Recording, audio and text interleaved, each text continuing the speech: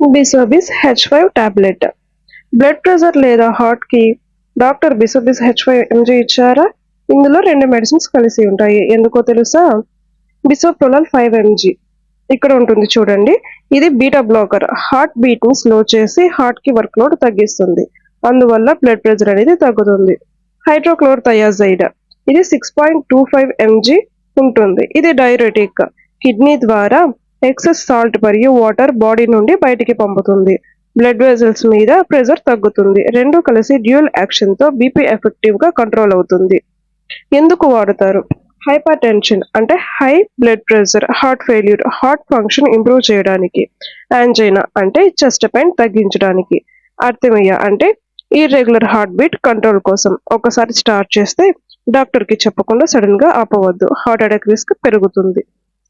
ఇందులో కొన్ని side effects ఉంటుంది, అది చూద్దాం. డిజీనెస్ ఎస్పెషల్లీ స్టార్టింగ్ స్టేజ్ లో కొద్దిగా dizziness, fatigue, weakness, cold hands and feet, frequent urination.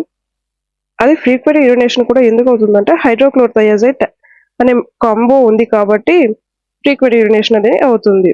And next అంటే ఆస్మా అండ్ సిఓపిడి బిసోప్రొలాల్ వాడకూడదు, బ్రీతింగ్ వర్స్ అవుతుంది.